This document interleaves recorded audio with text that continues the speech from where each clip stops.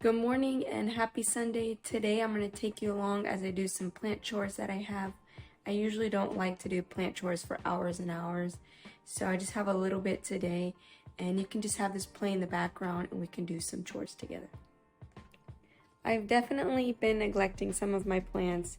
Some, they just haven't really done anything, and then some, they're giving me a lot of new leaves, and some kind of on their way out.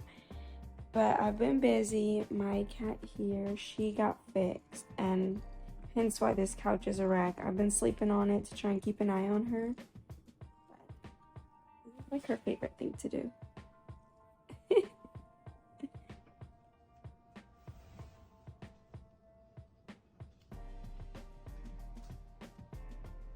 What are you doing? She's crazy, even though she's not supposed to be doing anything because the girl just got spayed. But she's wild. She's wild.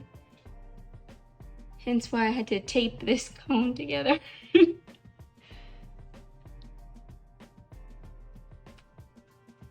These are my roommates. She really likes ZZ plants, but we're thinking about combining these into one pot. And then this is a cutting. Get down.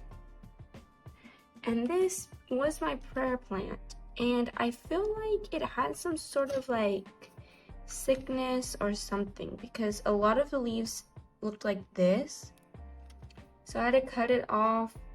And this is from my cats, but I've been spraying it regularly with neem. The new leaf still has that weirdness on it, so I'm not sure what that is. I cleaned the soil, I did everything.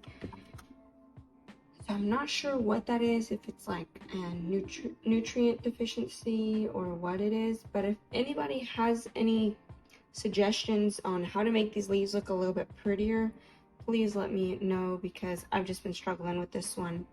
This is actually my second prayer plant that I've ever had, and the issue is I can keep them alive pretty happy where they flower for like a year, but then after it's like something happens to them and it's just issues after issues.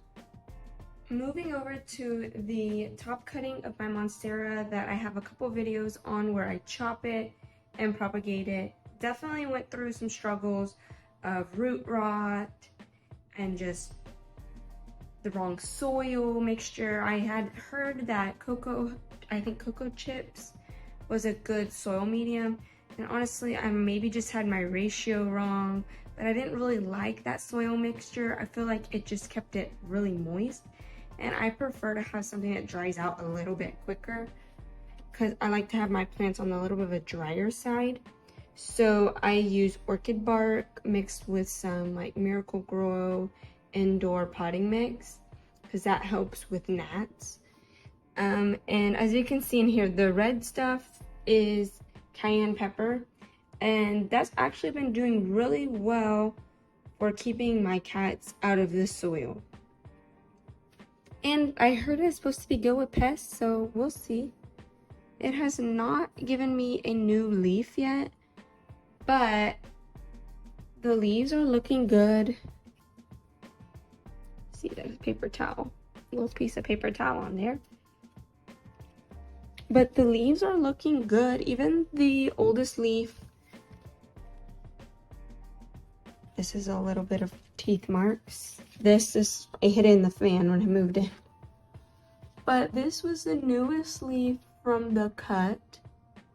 It hasn't given me a leaf since I propagated it, but all the leaves that are on it still look very healthy. I just periodically wipe them with neem to kind of dust the cat hair off. But they're huge, they look great, and I just kind of water this whenever it starts to dry out, and I keep it in this large clay pot.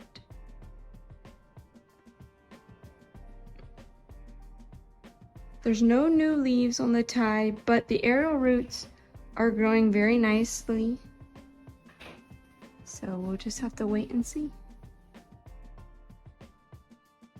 My rubber tree is doing great, giving me great variegation. So this snake plant, I've repotted it a couple times, and I just don't feel like it's drying out enough inside, even with like a more airy soil, so I put it outside.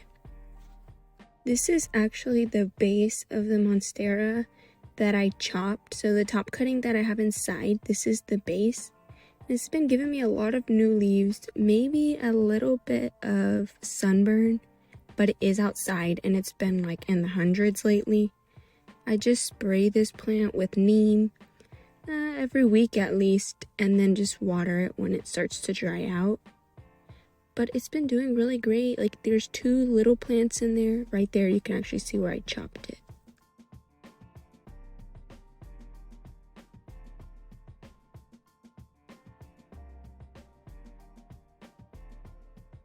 I just got a pot that I had, and I'm just going to sterilize it with some hydrogen peroxide. I love to use hydrogen peroxide for anything like root rot and just sterilizing my pot. So here, I'm just cleaning it up.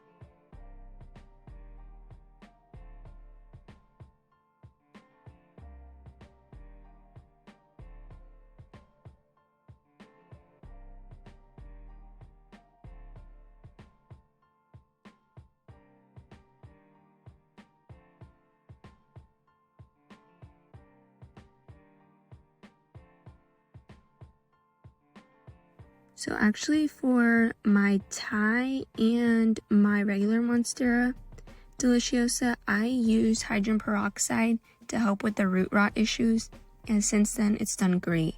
I just dilute it, maybe a third hydrogen peroxide, like 1 part hydrogen peroxide to 2 parts water, and then I'll soak the roots or I'll just water the plant with it.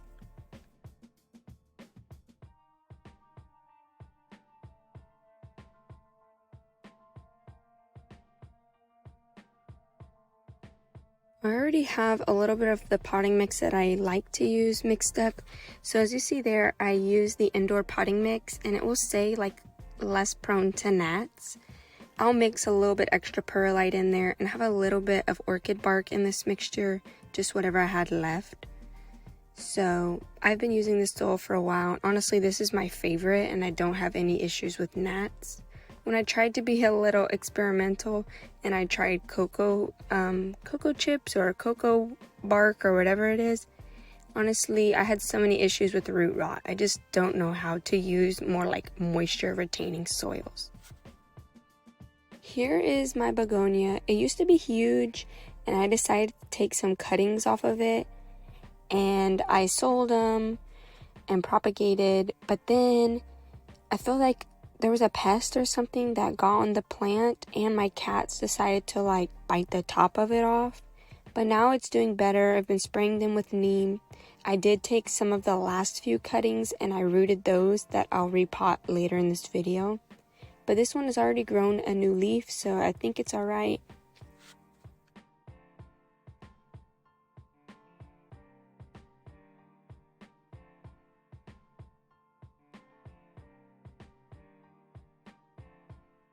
These are actually the top cuttings and some of the other cuttings that I had from the begonia before.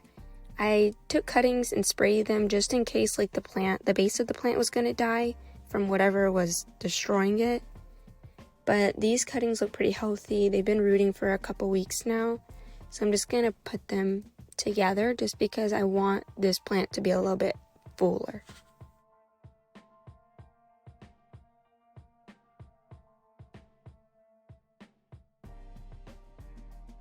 This was another cutting, and this was a beautiful one. It even had a new leaf coming, but the problem is it kind of grew at like a 90-degree angle. So you can see I'm having a little bit of trouble getting it out of this jar. So I do attempt to put it into the pot, but I just don't feel like it's gonna do great just how like it's bent. Yes, it can grow towards the light and straighten back out, but I just feel like it's not going to do that good in the pot with the 2 other ones. So I'll end up putting it in a pot of its own and keeping it outside.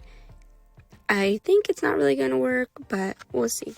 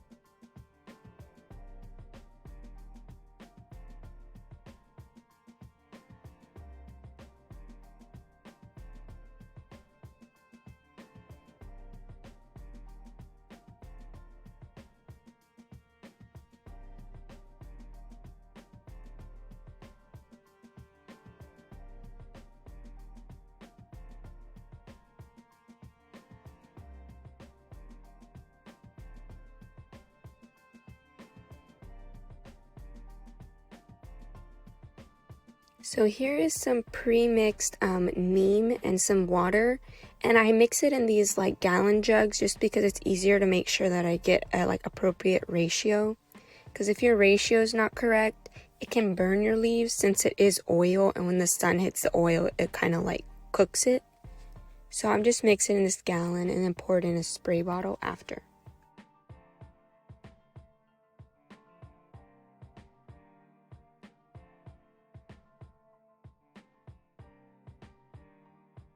Now I'm just going to spray my begonia leaves, the front and the back, the stems, like the top of the soil, every part of it.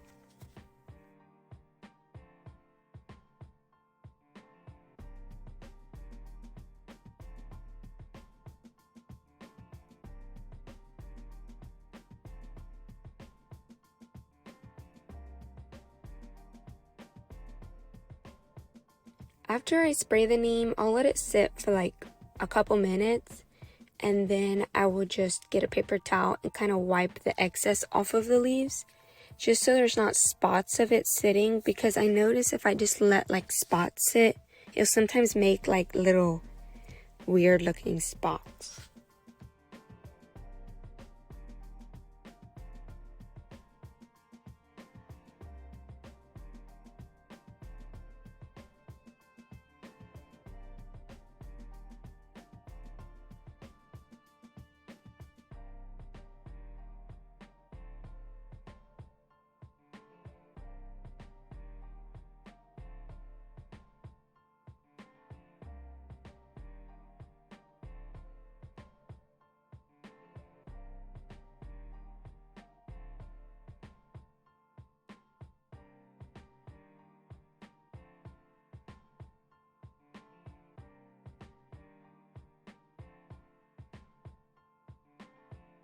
Now it's time to water these, and I'm just going to thoroughly water it. Then I just kind of let it sit in that water that drains out the bottom for a couple minutes, and then I'll just make sure that all the water is dumped out and put it back where it goes.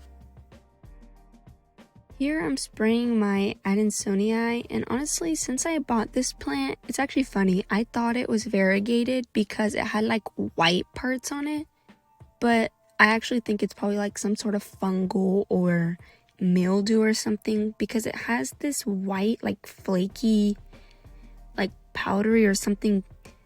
I don't know what it is, but it gets on the leaves. And so I have to always spray this plant with neem. Like I spray it at least weekly. And when I do that, it seems to do so much better. The newer leaves will actually end up being prettier. If I forget to spray it, then it'll start to get that little, like a white film or crust on it.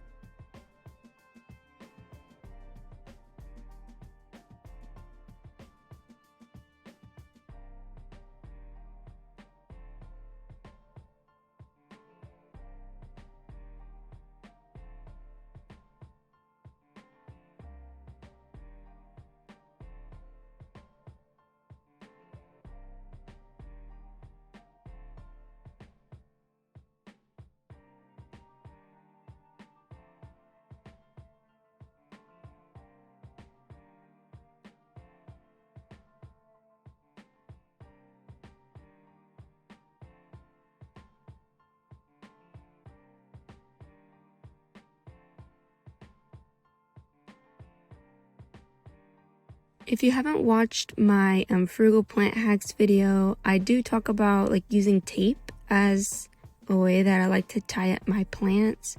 So I just fold it and then tear little pieces, and I use that to tie my plants up to the little stakes that I have.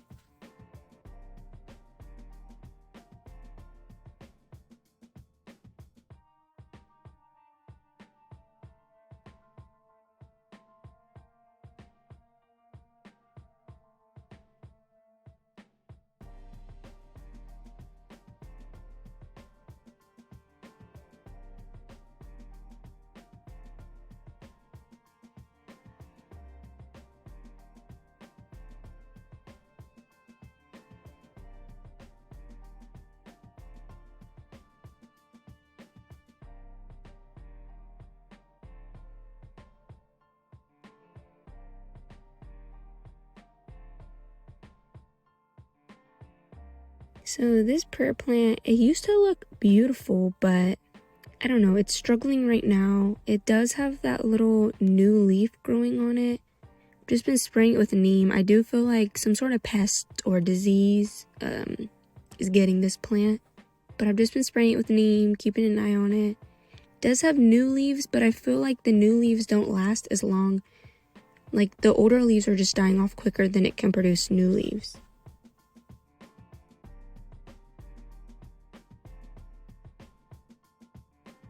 I mentioned that I was going to get some new plants in one of my previous videos, but honestly right now with all that I have going on with these cats, I probably won't, but I think this fall I'm going to try a little experiment and grow some mushrooms, probably pink oyster mushrooms. Thank you for watching. I hope you enjoyed this video, and I'll see you in my next one for some more plant chores.